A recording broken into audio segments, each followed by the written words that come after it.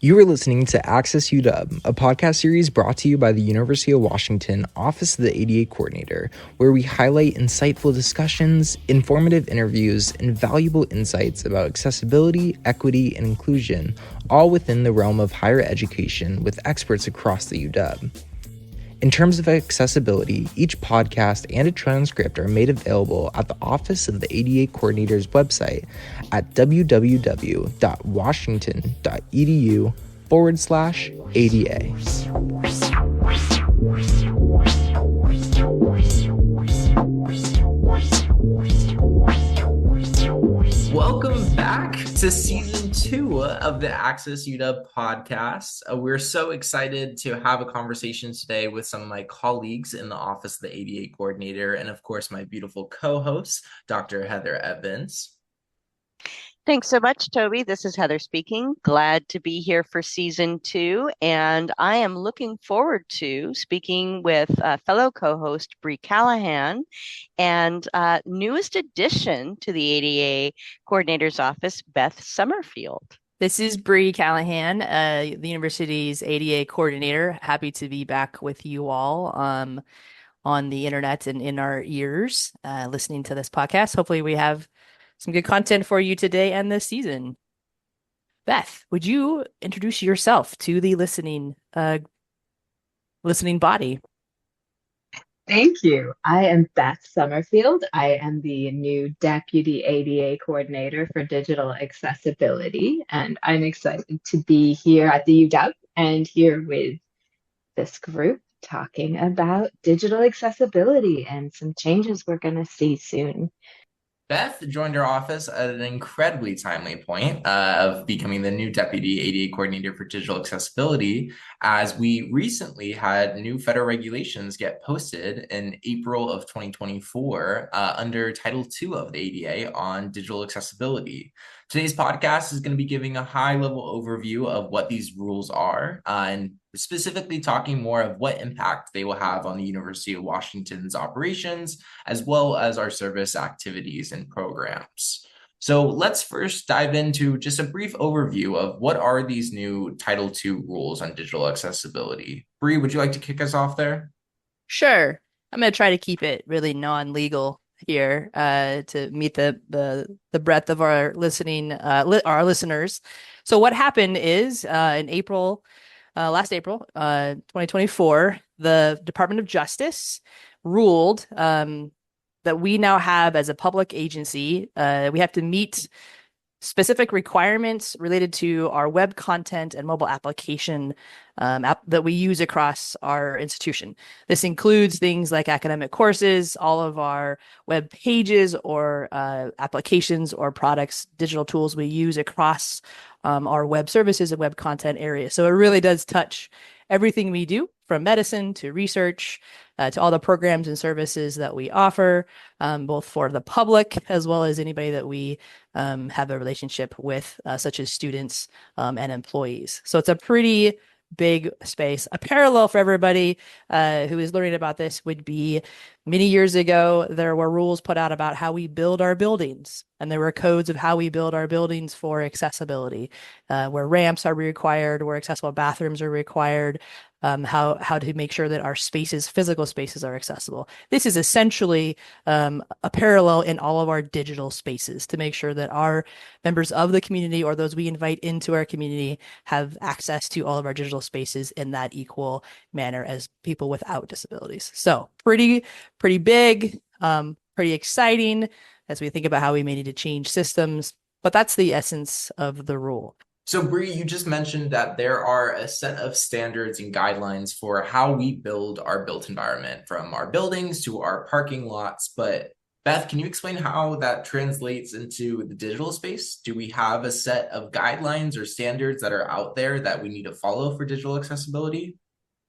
Yes, so a large part of what has changed with the new rules is that they've set the Web Content Accessibility Guidelines, that are often known as WCAG, and as the guidelines by which we measure whether or not the digital property is accessible. So similar to what Bree described with buildings, where there are guidelines that say a ramp has to be a certain angle or a door has to be a certain width.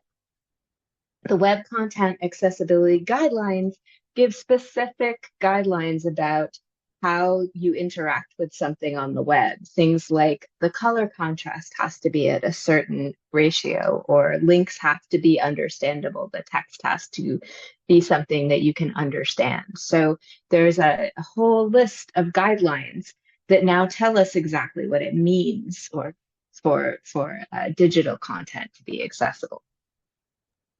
And why is it important for digital content to be accessible, especially for a public institution like the University of Washington that has 3 different campuses, a large enterprise, and a medical system included? What is the importance of having all our websites and mobile content to be accessible? Well, this, Toby, goes back to the whole core purpose of the ADA and our state requirements of access and accessibility, and also aligns to our university values that include diversity, access, even excellence. So we, as an institution of higher education, and what we're trying to do here within our community is really make sure we have provided equal opportunity for everybody to participate in all of our programs, services, and activities. So this is just continuing that work. We just now have specific things we have to meet according to the federal government. They've been around for a while in other capacities as guidelines. These are just now making them formal in a way that the government systems tend to do over time. So I don't want to make this sound like this is something new that we haven't known about. These have been around for at least 20 years as guidelines. They're just now becoming standards. And we have worked on that over the last 2 decades in the spaces we have. This is just making this more aligned to our desires for an inclusive and accessible campus and community. So all members of our community, students, employees, public can engage. So it enforces our values, but also is a space where we have to show we're meeting regulations.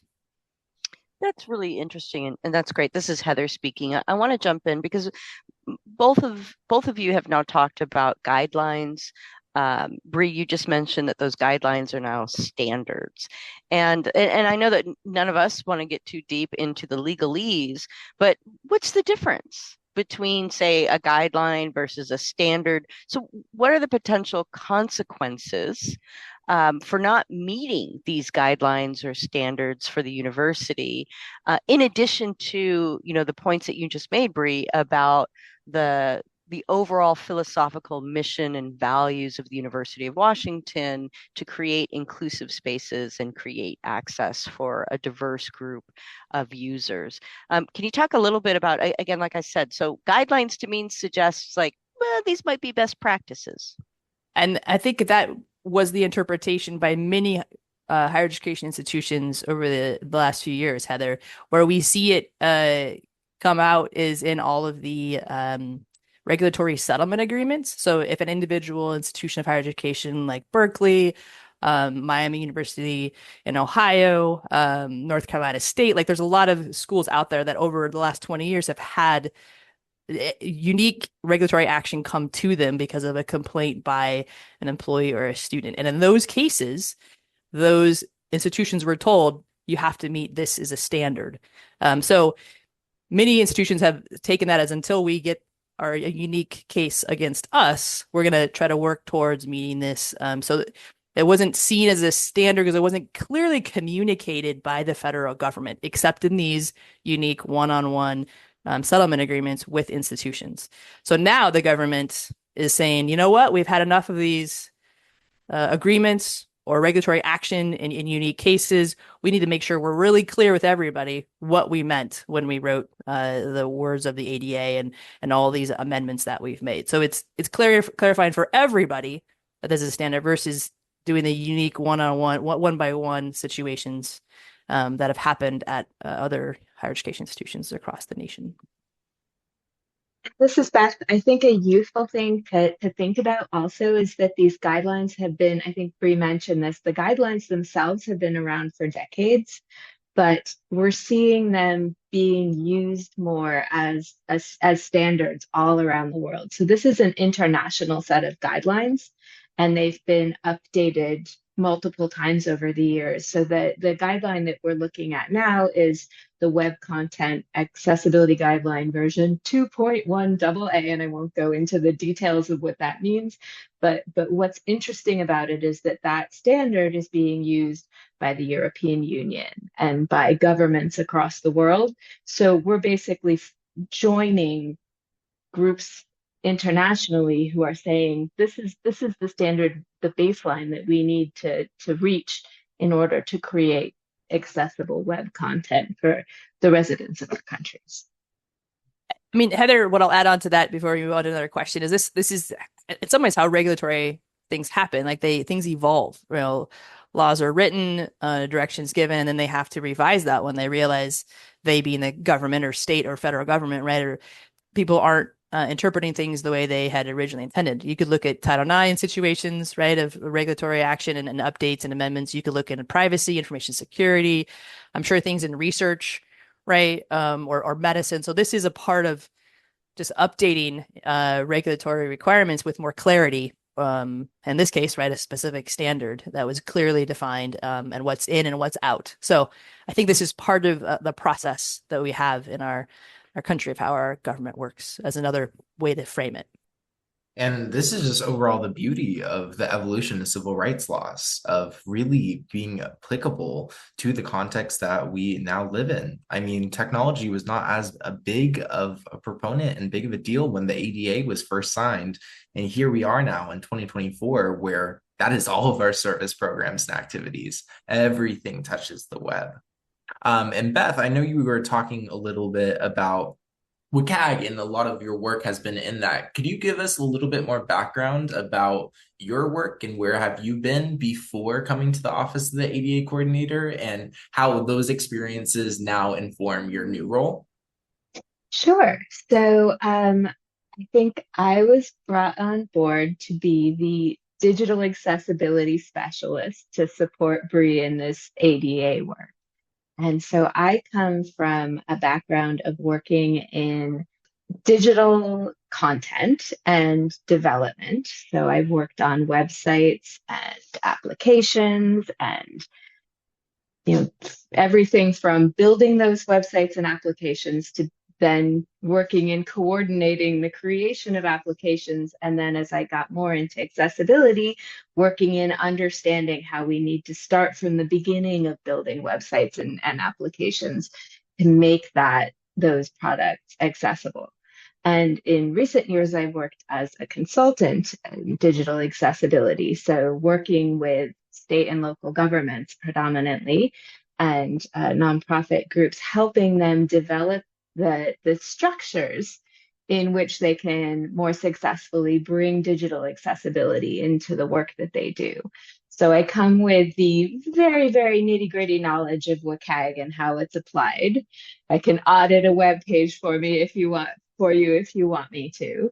But I also bring in the bigger picture. How do we make change in an organization to really bake this into the way that we do things? So as part of Bree's team, I think my role really is to help bake into UW doing the work of digital accessibility in a way that is sustainable and is recognizing that it's not just something that you can tack on, that in order to be successful in meeting the new requirements, we need to really be thoughtful and just look at it from a university-wide perspective and really connect all of the amazing people who are already working and doing this work on across the university. So it's a little bit of the wonky policy side of things and a little bit of the wonky digital accessibility side of things coming together. Thank you so much for sharing that. And before giving this back to Heather to ask a little bit more questions from a faculty perspective, I just want to give kudos to the Office of the ADA Coordinator, Compliance and Risk Services, as well as you at IT for creating this position, and specifically getting someone who has actual subject expert expertise in the field, who has done a lot of technical work in this field, and now getting to come into this position and actually creating a huge strategic plan looking over the actual enterprise. So I think just very beautiful to see how your past technical experience is now coming into this and informing the strategic planning of ensuring that all of our websites and mobile contents are accessible. But Heather, I see you wanting to chime in here. I do. This is Heather speaking. And certainly I want to echo Toby's kudos to the decisions that have been made in the ADA coordinator's office, and for just kind of the proactive approach that Bree, you and your team have taken. But yeah, I do. This is the time for a little bit of a narcissistic switch here. I want to talk a little bit, from a faculty perspective.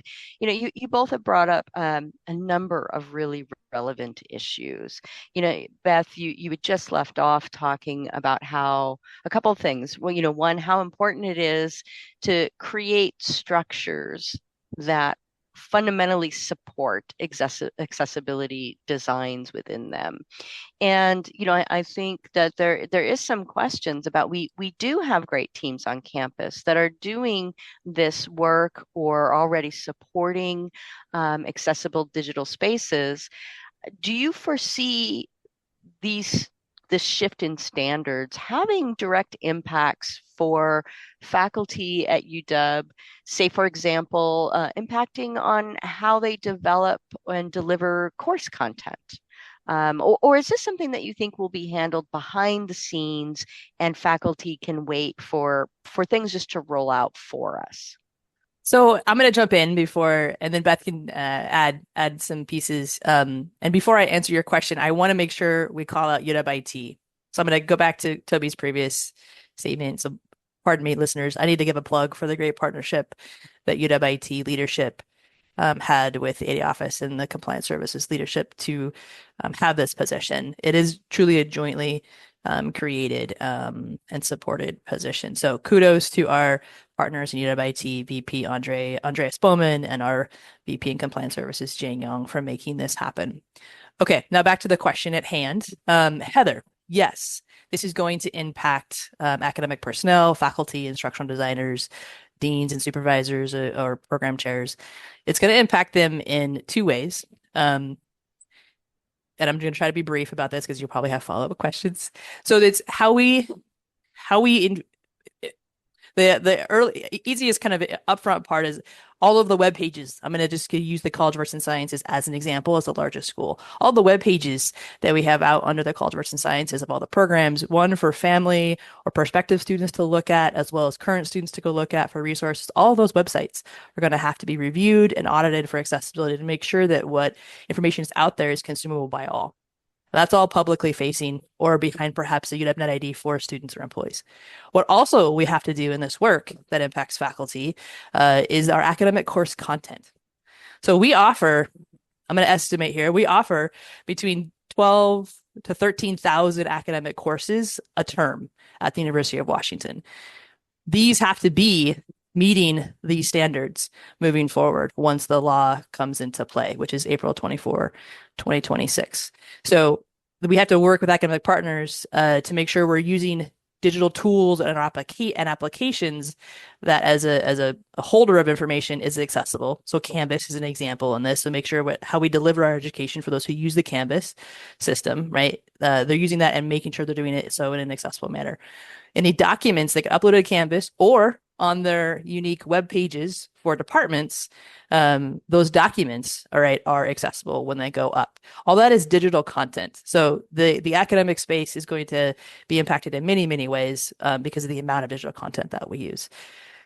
I will say this is also the case, right, for outside of academic because we use digital content everywhere. So academic personnel and faculty and instructional people are certainly going to be involved in this, but as will everybody who uses digital content. So I say that in a good sense because there's going to be resources and trainings and other things where everybody will have access to information.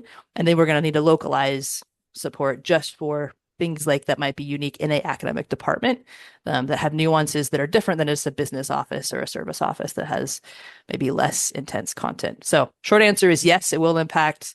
And there will be multiple layers of that for the academic side of the house based off how much digital content you have. and that we're working through how to support that institutionally. And that's going to be a little fluid this year as we really kind of uncover more of the nuances that vary across the academic spectrum. I think we can sort of roll this back up to the web content accessibility guidelines because the guidelines themselves offer guidance for people working at a lot of different levels of creating accessible digital content. So there are guidelines that say you need to code your application or your page in a particular way to make it accessible to people who are using, for example, assistive technology. And so that's something that's going to really go back to the applications that we build or the applications that we buy if we're using, other applications and services.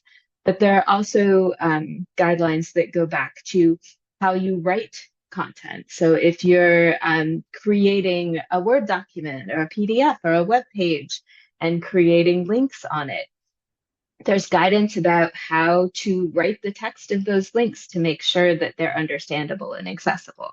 And so that kind of sort of granular level stuff goes directly to the people who are writing things. And it's not difficult, challenging stuff. It's just basic knowledge sharing that we need to do so that everyone sort of understands that when they create a link, that link has to use words that make sense to everyone and that are clear and understandable. So I think a lot of this training is accessibility training, but it's also stuff that everybody's going to go, oh, wow, yeah, that makes total sense. I need to learn this.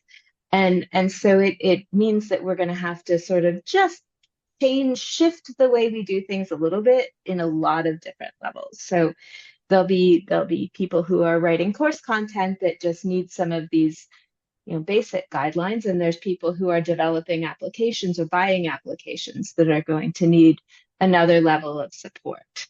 Kind of like the building metaphor we've heard about, where there's the engineers and there's the architects, and they have a set of guidelines for them, but there's also, rules about how you prop a door open or how you do something at a very individual level of a building to make sure that you're maintaining the things that the building was designed to do. Heather, what I'll jump in here and say is I think a big shift that faculty and academic personnel are going to have to come around to is that this is now a standard that we institutionally have to meet. And they're in faculty body, right? Like the non-faculty body, right? We all have to meet this standard together. So I mean, for faculty listening, I want to make sure that we all have to meet this collectively, and the local units and local departments are going to have to do some nuanced work. But these are no longer best practices, right? These are actual standards that set a floor. So I think it'll get us all to norm on this, but we'll still have the creative, opportunity, right, to have our best practices go beyond the floor. Right. And if there's best practices in certain areas that can still happen. But this is going to be a big shift to understand these are no longer optional. I think that might be maybe a more direct answer to your earlier question. But it's no longer optional for everybody. But there are extra nuances for our academic partners. Yeah, so this is Heather. So I want to go back. This is really heartening to hear from my perspective as the director of disability studies, or from my perspective as a researcher at the Northwest ADA Center, helping all entities come into compliance with accessibility standards. But as a faculty, when I hear there are ways to write code to create websites, there's a part, the other part of my brain is like, whoa, I already have to do all the things that I need to do to teach current cutting edge methods and theories, etc. Now I have to become a web developer and a coder too. And so, I'm thinking from that perspective, I am one of most of the faculty on this campus that use our learning management system, Canvas, for example. And I know that, again, UWIT has done wonderful job of updating Canvas and increasing the accessibility checks and making sure that I can use the tools in Canvas. So when I input my reading schedule and dates and times, that it is accessible if I'm using the tools that are already built in. And so I want to get more into the, am I going to have to be a web designer in addition to teaching and all the other things that I do as someone who creates inclusive learning environments? Um, and and more importantly, like, by when? I mean, we keep talking about like April 2026. Like, does that apply to me and all of the PDFs that I post on my class websites for students? Again, did I mention the narcissistic shift here? For me personally, what are we talking about and how this is going to require me to gain new skills? Or maybe it's just to engage with my learning materials and learners in a different way. What would you say to faculty that are concerned about those kinds of issues? All right, Heather, this is Bree. So I'm going to speak to you in two ways because you are the director of the Disability Studies program, in addition to being an independent faculty member. Okay, so you do have two roles here, and I'm naming those for you in the audience because the answer applies to both of you. So there is work occurring, and we've been doing work all summer at the University of Washington here to help us inventory and assess like our current states that we know of now, and really focusing on what central systems do we have that are going to be supportive in these spaces, as well as then trying to work through what outside of central supports, where will units have to meet expectations, that are given to them for these roles that aren't, because they're not centrally supported. Like Canvas, as in your example, is centrally supported, so naturally that's going to be something that we will focus on. But units, right? And you're in the College of Arts and Sciences, and then your program, right, is unique in terms of the Disability Studies program. So the College of Arts and Sciences unit and dean, right, will have to determine how to manage this at a local level, and then maybe they'll disperse some of that to you, right, as the director of the Disability Studies office for your unique things that you do that are perhaps unique and different than foreign language, right, or other units. So there's going to be a series of things that will go to the local division and the local department to do some nuanced work. So there will be things that you will have to do, or people in your department will have to do because of that really local information. But there will also be central services and central information and resources available. We're still working through what all that is going to look like, and it's going to be a little fluid this full quarter, but there will be things that you can start doing right away. So you, as a director of disability studies, could look at your web pages, talk to your team, and really spring clean initially, right? Get rid of stuff that's not relevant anymore. Your commencement a notice from 2020 on DSP graduates. Does that need to be up? Erase it if not, or if it does need to be up, then put it in an archive section, right? So that's one example that as a director, your unit might have to look at. As independent faculty, yes, you will have the option to look at how to remediate or get remediated documents, right? Or you could look at maybe really rethinking and using different strategies of how you share information. You're gonna have a little more time because we're 19 months away from this deadline, right? So you can kind of rethink if you want to and be more proactive and kind of renovate maybe how you teach. I know you already teach very inclusively and are very thoughtful about that, but this is a choice that some faculty might want to consider, right? How to really take some time to plan out maybe some redesigning of how you deliver content. If that's not feasible or not a desirable piece, then documents that are accessible when they go up onto Canvas will be something that'll need to be looked at. But you as the independent faculty, or if you have instructional designers or TAs, that process will be something that will become potentially more localized. But I will tell you the libraries could be a really great support for you. So there's a yes to there will be some independent, like you as an employee, as a faculty member, that you might have to do, but we hope to have a lot of resources to help guide you through that. But then you as a director of a unit, right, we're also going to have things to look at the whole. How did I do in answering that question?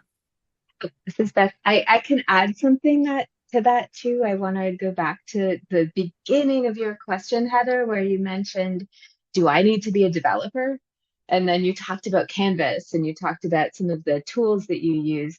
And I think the short answer of that is no, you don't need to be a developer. And that's really one of the key pieces of this is that we approach accessibility from a lot of different angles. And Canvas, I think, is a really good example of a tool that has a lot of this stuff baked into it. And it produces accessible content more so than, say, if you have a website that you just spin up on your own or use a different tool that might not be the one that might be separate from Canvas. You can, if you're using Canvas, you have some of those tools built in. And from a website perspective, our developers are also on the job here, and they are making improvements to the code side of the web templates that we have, so that, again, that's not going to be your problem. It's going to be baked into the templates. So if we update templates that are provided by the developers that you work with in your department, those are going to have it built in to be able to do the code side for you so that you don't have to worry about that. So it's really a team effort of coming in from a lot of different angles so that you don't have to be a unicorn who does all of the things yourself. This is Heather speaking. Well, that is really comforting, and I'm glad to hear that it is going to be approached from a lot of different angles, and that there is a lot of structural support that's going to be provided. But I just want to double check my understanding, is because it sounds to me like, from what you're saying, again, from especially a teaching perspective, that no, we're not going to have to become, website programmers or coders necessarily, but that it sounds like a shift that will be anticipated. And here I'm thinking about the reliance for the last several decades of lots of our faculty on, say, the Disability Resource Center for Students, and this idea of,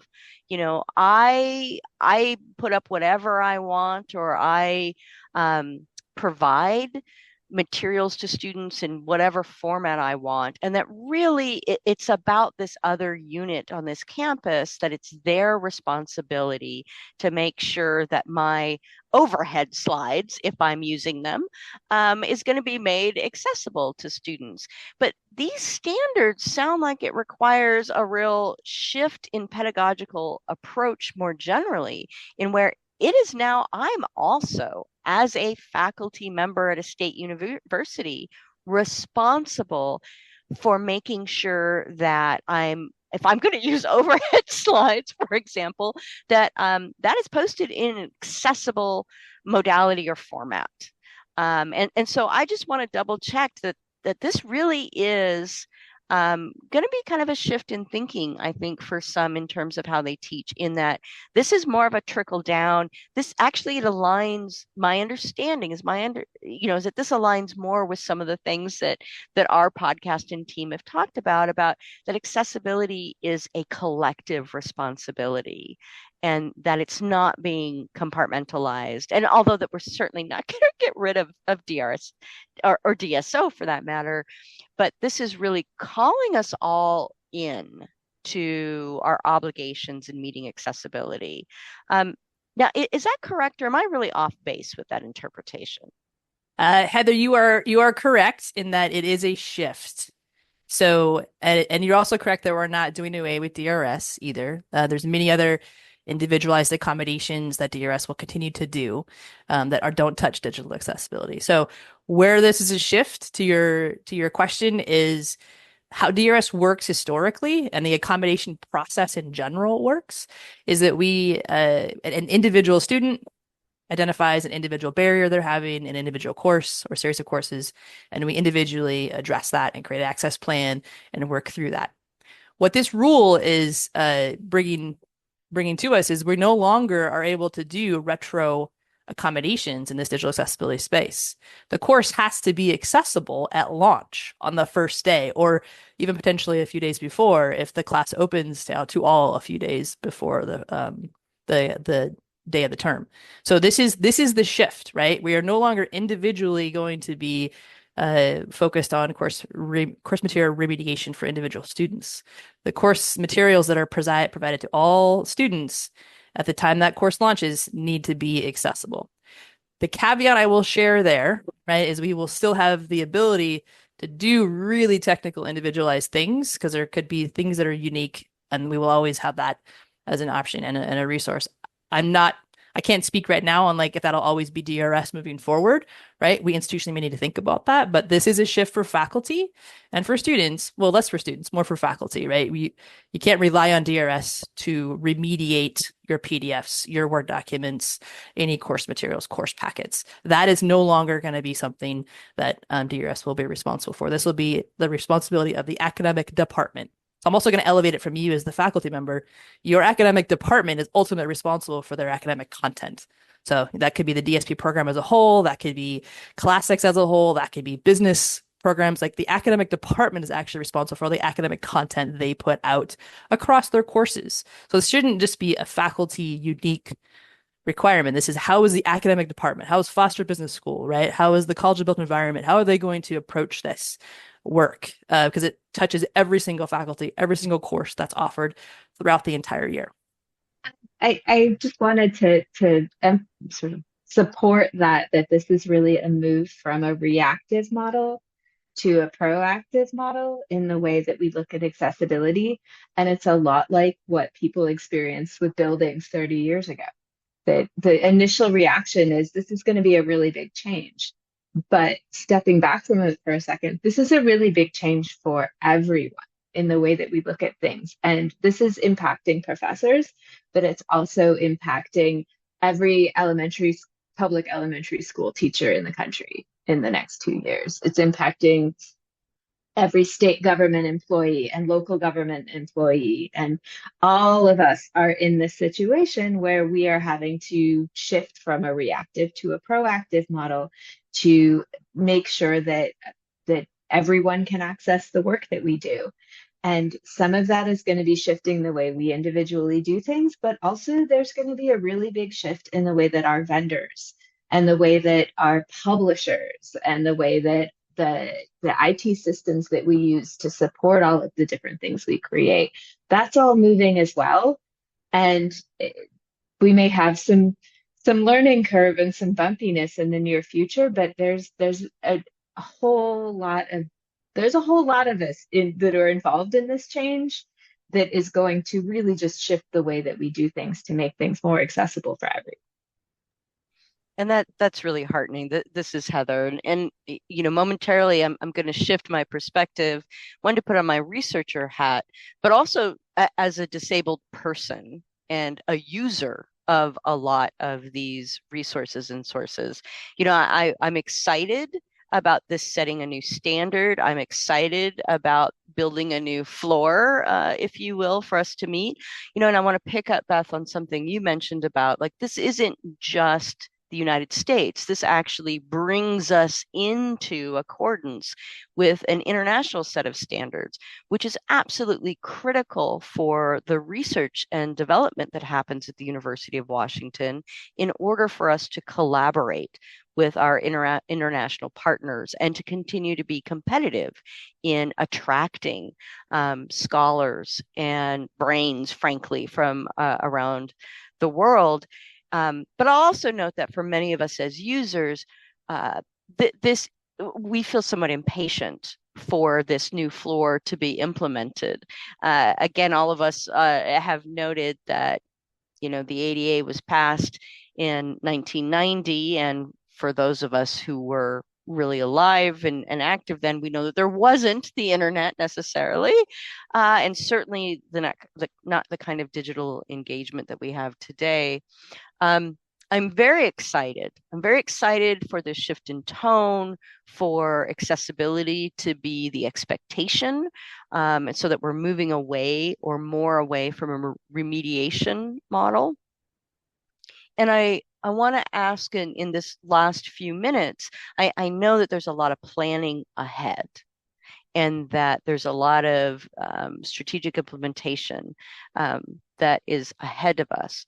But thinking as someone who's got to have my research materials and websites, as well as my course materials, all accessible at the time of launch by April of 2026. Can you tell me a few more things that I can be doing in my spaces to proactively get ready? Bree mentioned some house cleaning perhaps on our websites. Are there other accessibility checkers or tools that you could recommend that we as individual faculty are can use in order to get kind of ahead of the game on this process? So Heather, there's more information that'll be coming out. So what I share today, and whenever this gets put out on our podcast page, there will be things that'll come out after that. So I want to just first state that for the audience, and share that our Office of the ADA Quarter website will continually update information. There'll be more communications that come out. Be aware that this is still we're still building and setting or putting out resources and trainings, and more is going to keep coming, and we're going to keep looking at where to make any changes or pivot as we need to as we learn more information. So that's my, I guess, official disclaimer there. So the website for the Office of the ADA Coordinator, so that's Washington or uw.edu/ADA. On that homepage, there's a button you can click. It takes you to information about the rule. So there's more to come. That's my big disclaimer for you. But in terms of things you could do now from an academic perspective, I think the first one would just be think about, do you want to spend your initial energy on remediating documents? Or do you want to spend some initial thought time on, if this needs to be a transformation of how I teach, so I want to spend some time thinking about that. And maybe building out like a 1, 2, 3, 5-year plan of what that would take. So to kind of think through what it would take to incorporate this as an operational standards of practice in your unit, either as the director of DSP, or in the courses that you regularly teach. Just spend some time thinking, because faculty are great about that, thinking and processing that. That could be really value add for your work that you're in, right? And then there's resources that could be available to you over time. Like I mentioned, libraries before. There's really great resources in libraries. We have to make sure things that we have in our library databases are meeting these rules too. So there's going to be ways that this could really just become easy over time. So I could see value add in spending some time thinking about how to operationally plan to just do this as a standard of practice, right? Even if it's 3 years from now. I'm not expecting everything to shift in the next months. The other thing to think about is what is critical you could, in a short term, look at is what are you offering spring or projected to offer spring term 2026? And then what are you going to offer summer and fall? And you could do a short term look at what are the courses that we typically offer and focus energy on that, even if it's just to make sure those documents are remediated and up to date. So you could do some short term planning for the specific first three terms after this rule is final. So terms or quarters, excuse me. Short term and then the long term planning are two things that you could do as a group of faculty or individually for the courses that you offer. That would be my maybe I would lead with that as the answer. That is so helpful. This is Heather. One last question. I'm saying this because I can see our director telling me that we've been chatting for quite a while now. But Beth, I wanted to turn to you and also say, are there other things on your list that you would recommend that I, as a teacher or a researcher, as well as a unit head, can use, or tools that I can apply now to get ahead of this process? Yeah, so like Bree said, there are more tools and more resources coming. But at the moment, there's some things that you can already tap into. And one is what we said earlier of doing that the fall cleaning or whichever season, preparation for spring 2026 cleaning, which is removing anything that is not critical from Canvas that just is taking up space there. So you don't have to remediate something if you don't actually need it.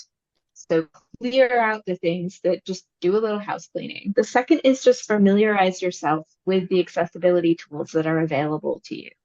because a lot of times they're there, but we just don't notice or have the time to look at them. So there's Ally is built into Canvas, and it tells you whether certain things in your web content are accessible or not. It's a great tool that can get you through some of the first easy steps. A lot of Word document and PowerPoint presentation has an accessibility checker built into it that is just a first easy step to learning how to prepare your documents in an accessible way. Same with creating PDFs. And another one is just also to take a pause and say, does this need to be a PDF? Is there a reason that I'm sharing this as a PDF and not just putting it as content into my course? So those few easy steps are something that you can do right away before even there's any more resources available. And they'll save you time and energy later.